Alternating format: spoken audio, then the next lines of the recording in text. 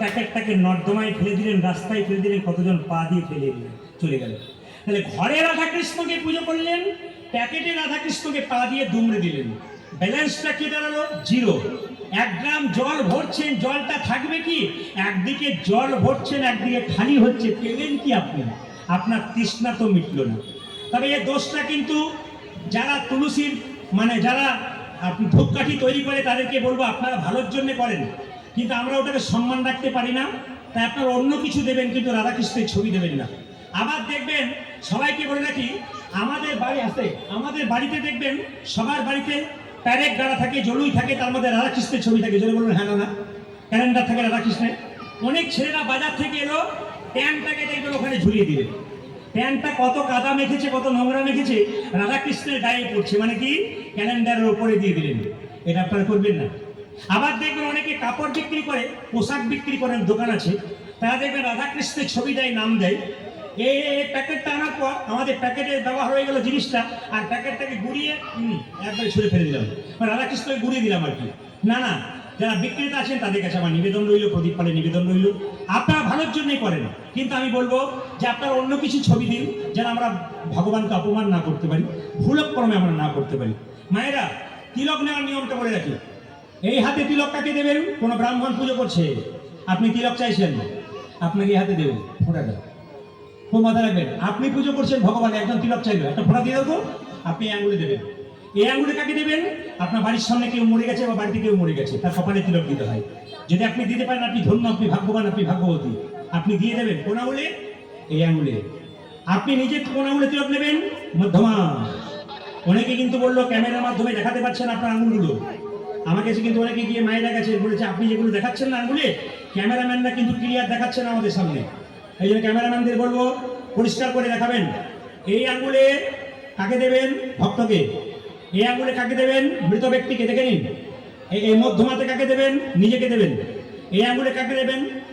অনামিকা, ভগবান বিষ্ণুর আঙুল, ভগবানকে দেবেন, গুরুদেবকে দেবেন। এই আঙুলে কাকে দেবেন? ভাইয়ের কপালে দিলাম ফোঁটা, আর জমের দুয়ারে পড়লো কাটা। আমি খুব সংক্ষেপে যাচ্ছি।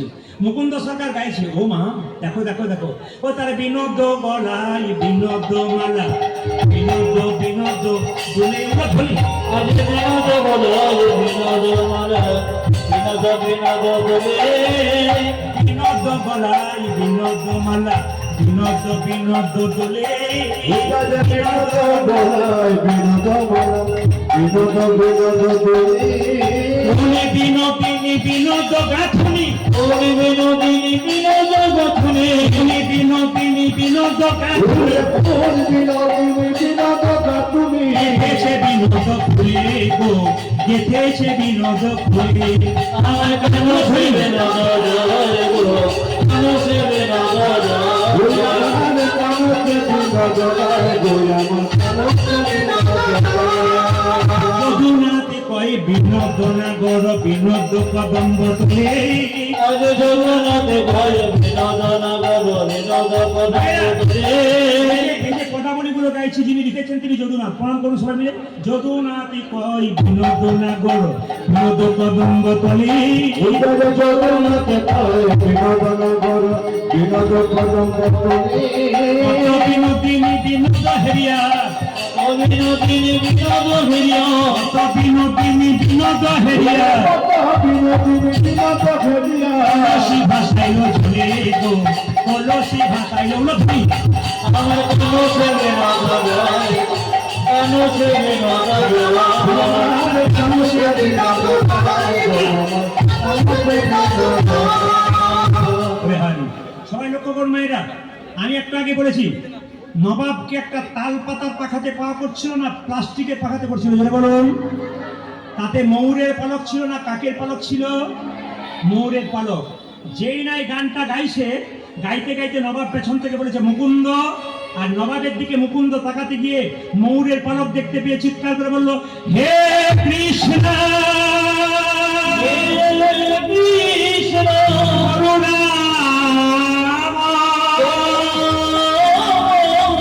করুণা করো।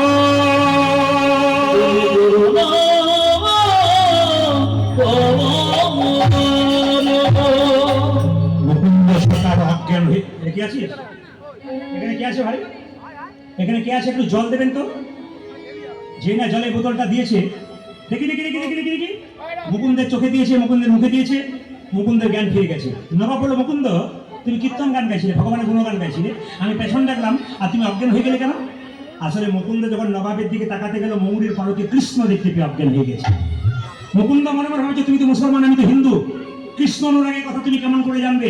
তাই তোমাকে সত্য কথা বলবো না, একটা মিথ্যা কথা বলবো। নবাব বলে উঠলো, কি জন্য তুমি অজ্ঞান হয়ে গেলে? মুকুন্দ বলে উঠলো, হ্যাঁ নবাব, আমি সারা বাংলায় চিকিৎসা করি, আমার একটা রোগ আছে, মৃগীর ব্যারাম আছে। নবাব বলে উঠলো, মুকুন্দ তুমি হয়তো জানো না, আমার রাজ্যে একটা নিয়ম আছে, এখানে কেউ মিথ্যে কথা বলে তার জিভটাকে আমি ছেড়ে দিই। তুমি যে তোমার পেটের রোগ ভালো করেছো, আমি কিচ্ছু করবো না। তোমার যদি মৃগী রোগ থাকবে, তুমি যখন অজ্ঞান হয়ে গেছিলে কৃষ্ণ বলে কাঁদছিলে কেন? তোমার যদি মৃগী রোগ থাকবে, তুমি যখন অজ্ঞান হয়ে গেছিলে তোমার চোখ দিয়ে জল পড়ছিল কেন? মুকুন্দ সরকার নবাবের হাতে ধরে বলল, নবাব আমার অপরাধ হয়ে গেছে। মুকুন্দ বলল, নবাব। নবাব বলল, মুকুন্দ অপরাধ তোমার হয়নি, আমার হয়েছে। তোমার মতো কৃষ্ণ ভক্তকে আমার কেনা গোলাম মনে করে ভুল করেছি, তবে তোমাকে এখানে রাখবো না, তুমি শ্রীখণ্ডে চলে যাও, গোটা শ্রীখণ্ডের আমি তোমার নামে লিখে দিলাম। মায়েরা, ঈশ্বর যা করে তা জোরে বলুন মঙ্গলের জন্য।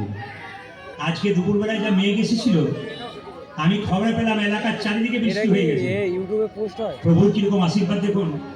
এখানে হরিনাম সংকীর্তন হবে বলে প্রভু এই জায়গাটা একটু ছাতনা দিয়ে দিয়েছে।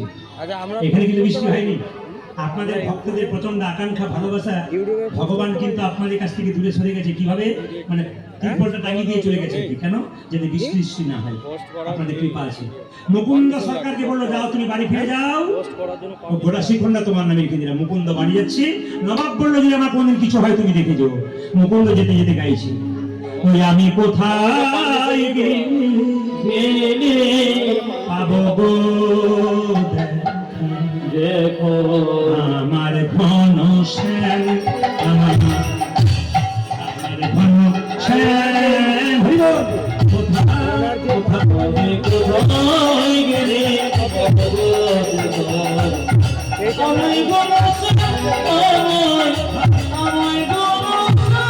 আমি মায়েদেরকে বলবো, শুধু বসে থাকবেন না, যতক্ষণ থাকবেন একটু আনন্দের মধ্যে উলুদ হয়ে দেবেন।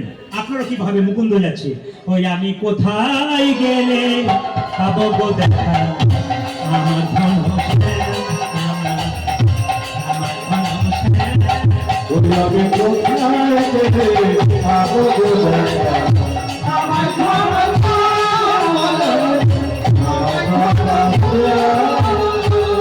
কোথায় আমার কৃষ্ণ কানাই, কোথায় ঘন শ্যাম, ওই বন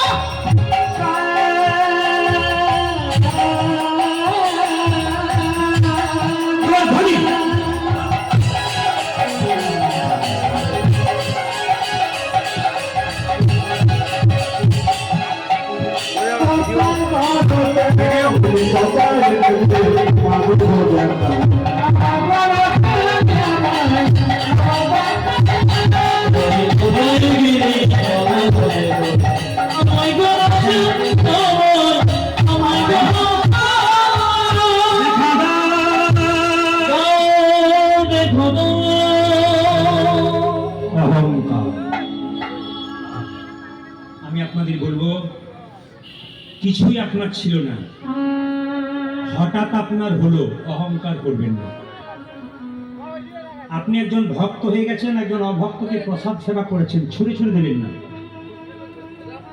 আপনারা লক্ষ্য করবেন, আমি দেখেছি আমাদের ধর্মের মধ্যে কিছু কিছু মানুষ আমরা প্রসাদ পাই, তখন দেখি আমাদেরকে ভক্তি করে সেবা করাচ্ছে। সাধারণ বাড়ির লোক যারা কোনো কৃষ্ণ কথা বলতে পারেন, তার প্রসাদ পেতে যাচ্ছে, তাদেরকে অনেকে দেখবেন ছুঁড়ে ছুঁড়ে দিচ্ছে। আমি একজনকে জিজ্ঞেস করেছিলাম যে মহাপ্রভু কি আপনাকে এটা শিখিয়ে দিয়েছে যে ছুঁড়ে ছুঁড়ে প্রসাদ দিতে হয়? ওকে এমন ভক্তি ভরে সেবা দিন যেন ভক্তির পথে এগোতে পারে।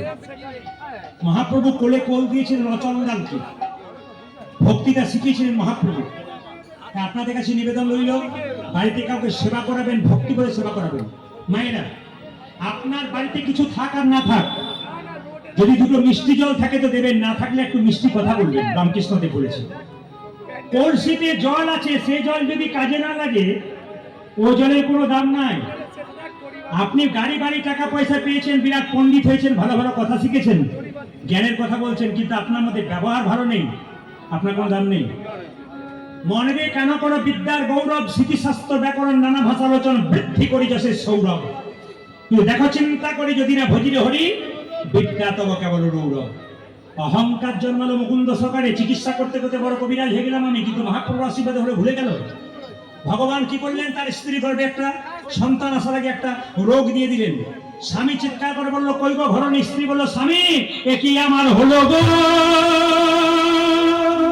স্বামী এ কি আমার হলো গো, এ কি আমার হলো গো, এ কি আমার হলো গো, এ কি আমার হলো গো, এ কি আমার হলো গো।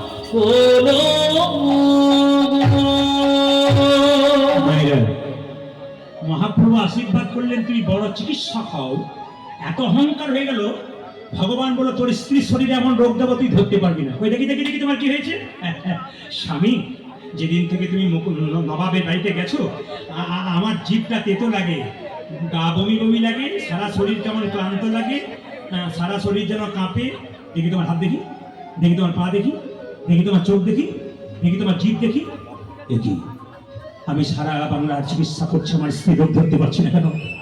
রাত্রিবেলায় মুকুন্দ সরকার মহাপ্রভু মন্দিরে গিয়ে বলল, প্রভু বলে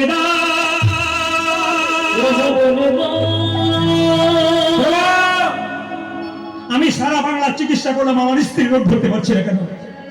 মহাপ্রভু আকাশবাণী করে বললেন, মুকুন্দ, আমি যা ভেবেছিলাম তাই হয়েছে। সারা বাংলার চিকিৎসা করতে পারে তোমার ভিতরে অহংকার হয়ে গেছে। মহাপ্রভু চিৎকার করে বললেন, তোমার অহংকার হয়ে গেছে। মুকুন্দ বলল, আমি ক্ষুদ্র জীব, কখন আমার অহংকার হয় আমি জানি না, যদি অহংকার হয়েছে তুমি পতন ঘটে। মায়েরা, মহাপ্রভু তার জীবাণু পান মুকুন্দকে দিল, বলে এই জীবাণু পানটা তোমার স্ত্রীকে দিয়ে দাও, দেখবে তোমার স্ত্রীর রোগ ভালো হয়ে যাবে, একটা নতুন লক্ষণ প্রকাশ পাবে, তোমার স্ত্রীর গর্ভে আসবে সন্তান, সেই সন্তানটার নাম হবে ভক্ত রঘুনন্দন, যার প্রসাদ ভগবান গোপীনাথ খেয়েছিল।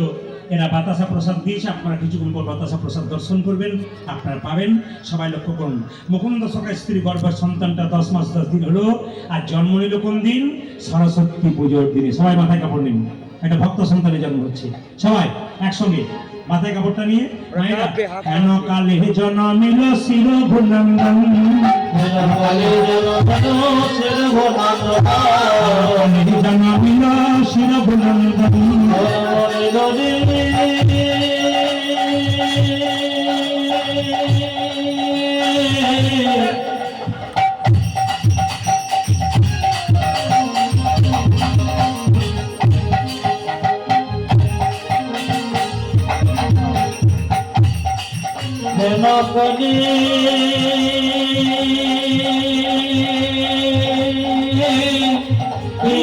সবাই মাথায় কাপড় নিয়ে বড় জোরে ভক্ত সন্তানের জন্ম হচ্ছে।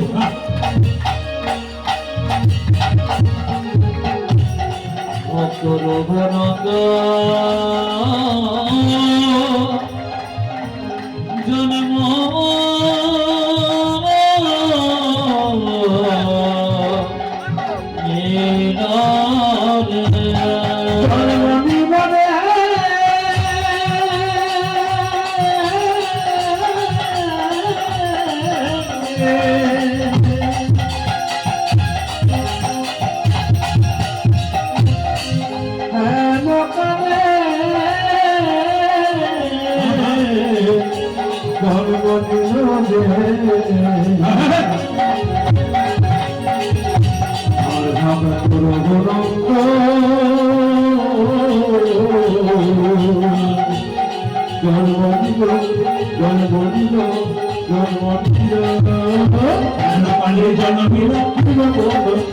মুকুন্দ দাসেরই তাহা আনন্দিত মন,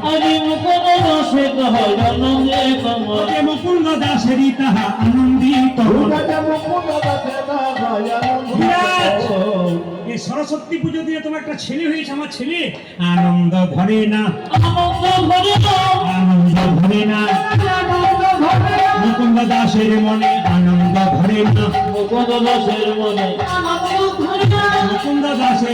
পুত্র বদন ধরে,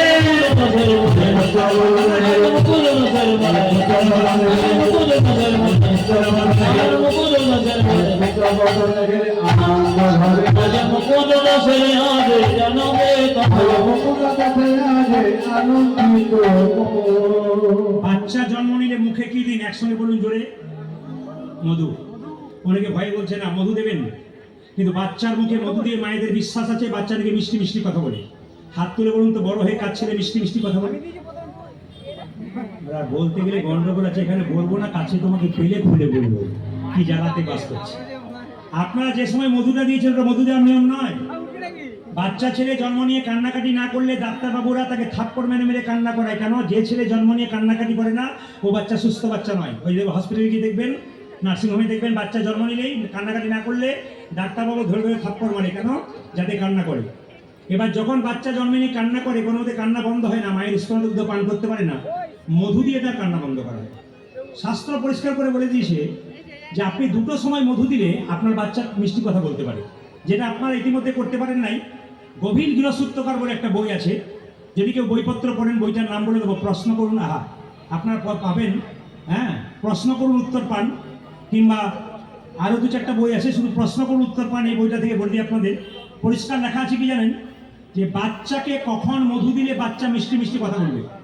বাচ্চাকে জন্ম দেওয়ার পর 21 দিন পর আতুর ঘর থেকে নিয়ে যান, যেটা বলুন হ্যাঁ না না, সেই সময় স্নান করিয়ে মুখে মধু দিয়ে ভগবানকে প্রার্থনা করতে হবে, প্রভু যেন মিষ্টি মিষ্টি কথা বলতে পারে। এটা গভীর গৃহসূত্রকার বললো। যদি সেই সময় না পারেন, তাহলে বাচ্চার যখন অন্নপ্রাশন হয় তখন যদি মুখে মধু দিয়ে ভগবানকে বলতে পারেন, প্রভু যেন মিষ্টি মিষ্টি কথা বলতে পারে, দেখবেন মিষ্টি মিষ্টি কথা বলবে। এই দুটো সময় শাস্ত্র বললো, আপনারা পরীক্ষা করে দেখে নেবেন কতটা উপযুক্ত হচ্ছে, শাস্ত্রের কথা কতটা মিলছে আপনারা দেখে নেবেন। টাকার মায়েরা, এখন বাচ্চা জন্ম নিয়েছে সরস্বতী পুজোর দিনে, দোকানদারি সব বন্ধ হয়ে গেছে, মধু কেনার পয়সা থাকলেও মধু কিনতে পারছে না। তখন কি করলো? মধু তো নেই বাড়িতে, কি করলো? দুই কানে শোনাইল মধুর হরিনাম, দুই কানে শোনাইল মধুর হরিনাম, হরিনামে শোনার মধুর হরিনাম, সারের কথা শোনার আগে নাম ময় দেহ,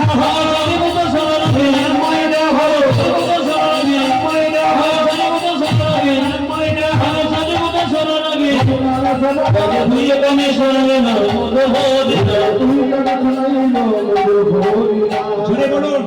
বাচ্চা ছেলেটা জন্ম নিল কি পুজোর দিনে? কালী পুজো না দুর্গা পুজো না সরস্বতী পুজো? জোরে বলুন। সরস্বতী পুজো। মায়েরা, সরস্বতী পুজোর দিনে ছেলে জন্ম নিলে কি বলেন? ইঞ্জিনিয়ার হোক, ডাক্তার হোক, মাস্টার হোক। কিন্তু তিনি কি বললেন বাচ্চাকে নিয়ে মায়ের কাছে? মা, আজ আমার ছেলে জন্ম নিল, আশীর্বাদ করো। কি আশীর্বাদে করো মা, আশীর্বাদে করো মা, আশীর্বাদে করো মা, আশীর্বাদে করো মা। কোন বাবা তেমনি তার চাওয়া, কি আশীর্বাদ? যেন ভাগবতে পড়তে পারে, আশীর্বাদে করো মা, ভাগবতে পড়তে পারে, আশীর্বাদে করো মা, ভাগবতে পড়তে পারে, আশীর্বাদে করো মা, ভাগবতে পড়তে পারে, আশীর্বাদে করো মা, সংকীর্তন গাইতে পারে, আশীর্বাদে করো মা, সংকীর্তন গাইতে পারে, আশীর্বাদে করো মা, সংকীর্তন গাইতে পারে, হরি হরি হরি হরি হরি হরি হরি হরি হরি সংকীর্তন গাইতে পারে, হরি হরি হরি হরি ভাগবতে পড়তে পারে, হরি হরি হরি হরি সংকীর্তন গাইতে পারে, হরি হরি হরি হরি।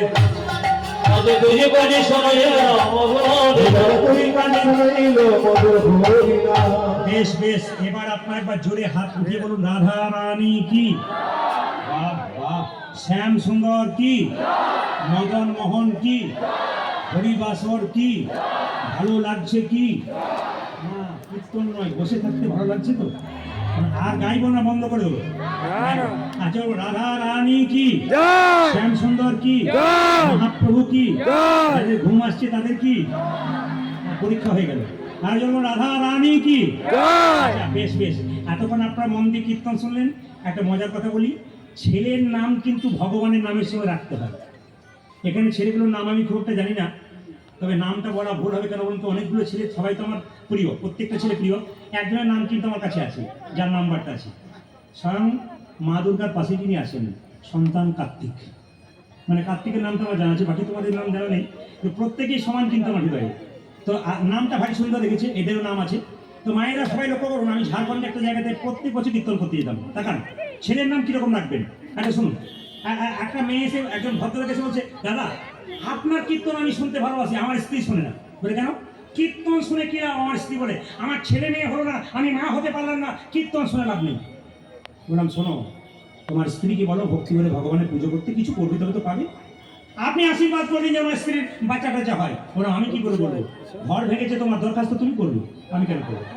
তুমি করবে না, আপনি একটু বললে কিছু কাজ হবে। আয়েরকে দেখান, আমি বলে দিলাম যাও চেষ্টা করো, ভগবানের কাছে প্রার্থনা করো, তোমার স্ত্রীকে বলো গোবিন্দের কৃপায় তোমার সন্তান হবে। 1 বছর পরে গেছি, কীর্তন শুনতে এসে বলছে, দাদা যাক স্ত্রী আমার মা হয়েছে। তাই নাকি? ছেলে কিন্তু নাম রাখতে হবে আপনাকে। আমি কি নাম ছেলে কিন্তু নাম রাখতে হবে। তো বললাম কি বার জন্ম নিচ্ছে, কি তিথিতে, আমাকে তো বললাম না। দেখবেন আমাকে ফোনের মাধ্যমে বলে, দাদা আমার একটি মেয়ে হলো, আপনার নামটা কিন্তু আপনাকে দিতে হবে, আপনার নামে আমি কিন্তু মেয়েকে রাখবো, ছেলের নাম রাখবো। প্রায় মেয়েরা সব ফোন করে, কিন্তু আমাকে তো পায় না, একে পাই, ম্যানেজার ধরে। কিন্তু আমি আপনাদের বলে রাখি, আমার হোয়াটসঅ্যাপ নাম্বার 6296141427। আমাকে ফোনে না জানিয়ে আপনারা 6296141427 হোয়াটসঅ্যাপের মাধ্যমে আপনারা আপনাদের প্রশ্ন জানতে চেষ্টা করুন। আপনাদের যা প্রশ্ন আপনারা করুন, আমি দেখে নেব, যথোপযুক্ত উত্তর দেওয়ার চেষ্টা করবো আমার সাধ্য মতো। 6296141427 ফোন করার দরকার নেই, নাম্বারটাতে আপনার হোয়াটসঅ্যাপ নাম্বারে বেশি প্রশ্ন করার দরকার নেই। খুব জরুরি হলে এক আধটা আপনাদের জানার বিষয় হলে আপনি বলবেন, আমি উত্তর দেওয়ার চেষ্টা করবো। এইবার বলে কি মায়েরা, ছেলে বললাম তাহলে নাম যেভাবে হচ্ছে, যেভাবে জন্ম হচ্ছে, এই যে ছেলের নাম রাখলাম দিগম্বর। দারুণ নাম রেখেছেন দাদা, এই জন্য তো আপনার কাছে আসি, বললাম ভালো। এবার লক্ষ্য করুন, 3 বছর পর কীর্তন করতে গেছিল এলাকাতে, উনি কীর্তন শুনতে এসে বলছে, প্রদীপবাবু এবছর আরেকটা বুঝছি।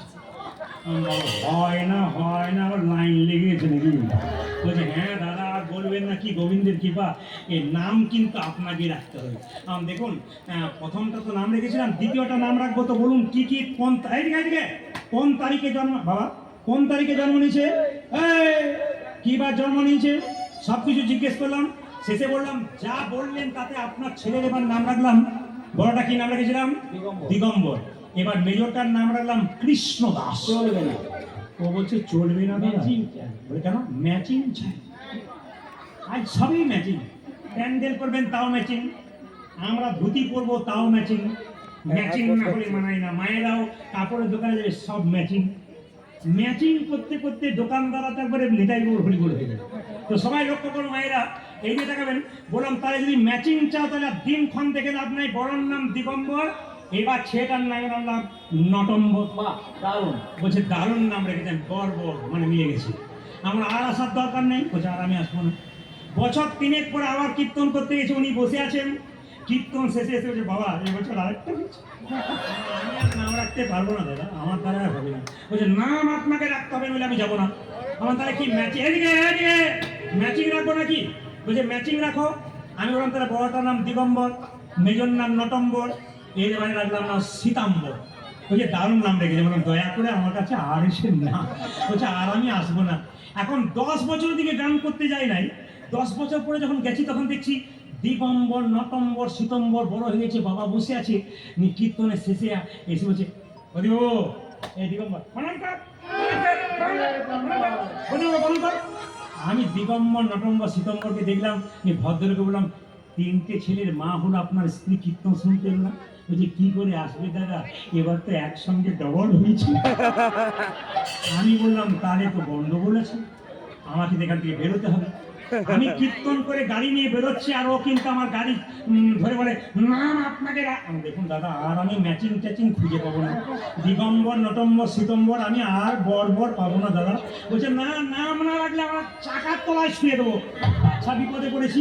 শেষে আমি যাওয়ার সময় বললাম তাহলে বড়র নাম দিগম্বর, মেজর নাম নটম্বর, 3 নম্বর শীতম্বর, এবার নাম রাখলাম নভেম্বর আর ডিসেম্বর।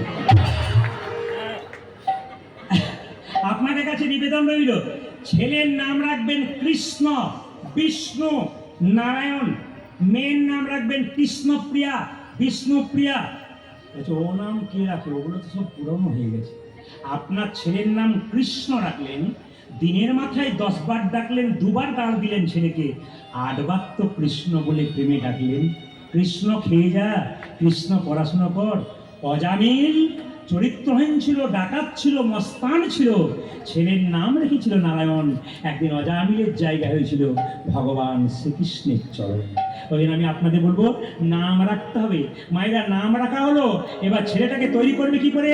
মায়েরা গাছে সার দিলে যেমন গাছ বাড়ে, সঙ্গে সঙ্গে মার কি করলো কোলে নিয়ে বললো, সবাই তাকান, ঘুম পাড়াচ্ছা গাইছে, ছেলে ঘুমলো পাড়া জোড়লো। এই গানটা আপনার গান না? এই গানের মধ্যে একটা শিক্ষা দেবো। আমার বাবা হসপিটালে ডাক্তার ছিলেন, তিনি বললেন বাবা প্রদীপ আমি কীর্তন বুঝি না, চিকিৎসা বুঝি। ছেলেতে তো ওষুধ খেতে যায় না, মিষ্টি করতে হবে, তার জন্য কি করতে হবে? চিনি মেশাতে হবে। তুই কীর্তন করবি, তত্ত্ব কথা বলবি, তার মাঝে বাস্তব করবি। বাবার কথাই বাচ্চাকে করে নিয়ে আপনারা বলেন না ছেলে ঘুমলো, ছেলে ঘুমালো। আপনাদের এদিকে বলেন, আমাদের দিকে খুব বলেন ছেলে ঘুমলো, ছেলে ঘুমালো। ঘুম নাই এমন দৌড়াতে যাবেন, সারাদিন পরিশ্রম করে মরবেন, রাত্রিবেলায় ছেলে ঘুমলো, ছেলে ঘুমালো। না বাবা মারে পাড়া জোড়লো, পাড়া জোড়ালো, বোর গিয়ে বসে বলে বলিতে ধান খেয়েছি, খাবে না গগো ছেলে ঘুমালো, পাড়া জোড়ালো, বোর গিয়ে বসে বলে বলিতে ধান খেয়েছি, খাবে না গগো। এই গানের মধ্যে তত্ত্ব শিক্ষা দেওয়া আপনার হবে, আপনার ছেলেরও হবে। এই গানটা গাইবেন না, কি গাইবেন? ওই কথাগুলোকে চেঞ্জ করুন, সুরটাকে রাখুন। হরে কৃষ্ণ হরে কৃষ্ণ কৃষ্ণ কৃষ্ণ হরে হরে, হরে রাম হরে রাম রাম রাম হরে হরে, হরে কৃষ্ণ হরে কৃষ্ণ কৃষ্ণ কৃষ্ণ হরে হরে, হরে রাম হরে রাম রাম রাম হরে হরে, হরে কৃষ্ণ হরে কৃষ্ণ কৃষ্ণ কৃষ্ণ হরে হরে, হরে রাম রাম রাম হরে হরে, হরে কৃষ্ণ কৃষ্ণ কৃষ্ণ হরে হরে, হরে রাম রাম রাম হরে হরে হরে হরে। ছেলের নাম কি রাখলেন? রঘুনন্দন। ইনি কে? কামদেব মদন। কামদেবের 5টা বাণ ছিল, সবাইকে মারতে মারতে ভগবানকে মারলো। ভগবান বলল কামদেব আমার দা বাণ তুই আমাকে মারলি, অভিশাপ দিলাম তোর মর্তকুলে জন্ম হোক। কামদেব মদনে কেঁদে কেঁদে বলল প্রভু তুমি অভিশাপ দিলে মর্তকুলে জন্ম হোক, আশীর্বাদ দাও যেন তোমার চরণ সেবা করতে পারি। ভগবান বলল তার এক কাজ কর, তুই মর্তধামে রঘুনন্দন রূপে যাবি, আমি গোপীনাথ রূপে যাব, একদিন তোর হাতে আমি প্রসাদ গ্রহণ করবো। পদকর্তা বললেন আহা ব্রজের অনঙ্গ ধরিয়ানো, ব্রজের অনঙ্গ ধরিয়াঙ্গ, ব্রজের অনঙ্গ ধরিয়াঙ্গ, ব্রজের অনঙ্গ ধরিয়াঙ্গ, গৌরে আওলা গৌর সঙ্গ, আমার গৌরী আওলা গৌর সঙ্গ, গৌরে আওলা গৌর সঙ্গ, গৌরী আওলা গৌর সঙ্গ, ভগতি ভূষণ ভকতবে, ভগতি ভূষণ ভকতবে, ভগতি ভূষণ ভকতবে, ভগতি ভূষণ ভকতবে, লীলাই মহিলাই আপনবে, লীলাই মহিলাই আপনবে, লীলাই মহিলাই আপনবে, লীলাই মহিলাই আপনবে, আতুল চরণ সোনার পায় খোলানো পুরোটা তুলো পায় খোলানো পুরোটা তুলো পায় শেখরে শরণ লইন তাই সকরি সদর লইন তাই শেখরে শরণ লইন তাই সকর সদর লইন তাই শরণ নীলা শরণ নীল শরণ নীলা শরণ নীল শ্রীকৃষ্ণের চরণতলে শরণ নীলা আগের পূর্ণ জননী শরণ নীল রঘুনাথের চরণতলে হরি হরি হরি আগের পূর্ণ জননী হরি হরি হরি হরি আগের পূর্ণ জননী হরি হরি হরি হরি পূর্ণ জননী হরি হরি হরি হরি আগের পূর্ণ জননী আগে শরণ নীল রঘুনন্দন বড় হলো, সবাই মিলে একবার কীর্তন করুন রঘুনন্দনকে নিয়ে, সবাই মিলে হাত তালি দিয়ে কীর্তন করবো। সবাই হাত তুলে একসঙ্গে কথা চলি সবাই। রঘুনন্দন বড় হলো, কীর্তন গান গাইছে ভাইরা আমার সবাই, সব বাচ্চারা সবাই মিলে একসঙ্গে হাত তালি দিয়ে গাইবেন। গাইতে না পারলেও তালে তালে সবাই মিলে একসঙ্গে হাত উড়ান একসঙ্গে। মুকুন্দ সরকার ছেলে রঘুনন্দন বড় হলো, 5 বছর বয়স হয়ে গেল, গাইছে, সবাই হাত তুলুন। পথ চলিতে আর বলিতে তালি হলো ধ্বনি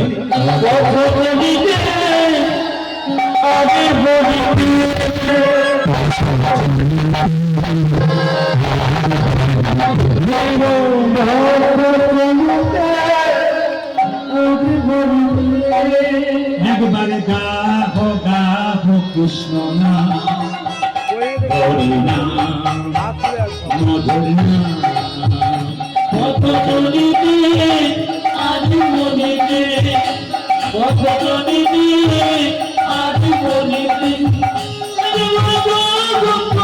কৃষ্ণ হরে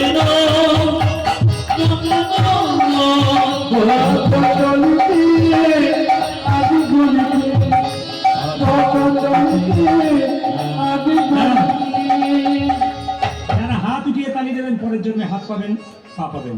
আর যারা তালি দেবেন না, হাত পাবেন না, দুটো পা আছে, দুটো পা যোগ হয়ে যাবে। 4টে পা যারা নেবেন তারা তালি দেবেন না, আর দুটো হাত দুটো পা দেবেন। বাবারে যারা দিচ্ছ না তারা এঁটে সেটে বসছে, দেখি কারা কারা দুটো হাত দুটো পা নেবেন তারা তালি দেবেন। দেখুন এখন দেখুন ভয়ে কি করছে, এটা মহাপ্রভু বলছেন, হাত তুলুন। পথ চলিতে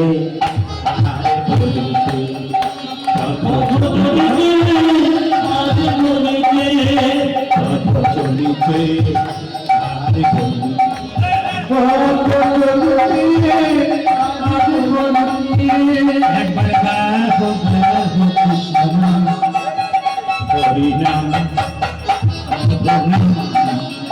পথ চলিতে আজ বলিতে পথ চলিতে আজ বলিতে স্বামী মুখে আধার রাত্রে তুমি যে গোপথ যাত্রী ঈশ্বর মুখে আঘাতে তুমি যে পথ যাত্রী স্বামী মুখে আধার রাত্রি তুমি যে গোপথ যাত্রী স্বামী মুখে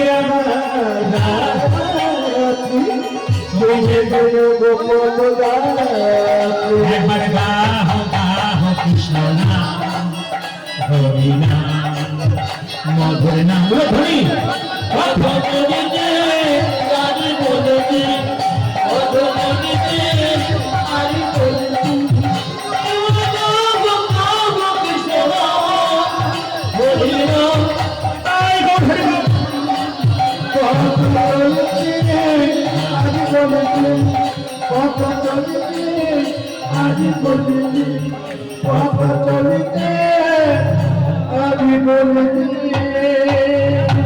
এবার রঘুনন্দন নাড়ু খাবে, তার আগে আপনাদের সামনে একটা বক্তব্য আছে। কারা কারা জন্মাষ্টমী পালন করেছিলেন, উপবাস করেছিলেন, হাত তুলুন। পরিপূর্ণ উপবাস না করলেও ফল খেয়েছেন, লুচি খেয়েছেন, কিছু একটা করেছেন, অন্ন খাননি, এমন কয়জন আছেন, হাত তুলুন। ও আসলে তা নয়, আপনারা করতে শিখেছেন বলে এসেছেন, করতে না শিখলে আসতেন না। যারা সারা জীবন মাছ মাংস ডিম খেয়ে গেল, হরিকথা ভজল না, তাদের এগুলো ভালো লাগবে না।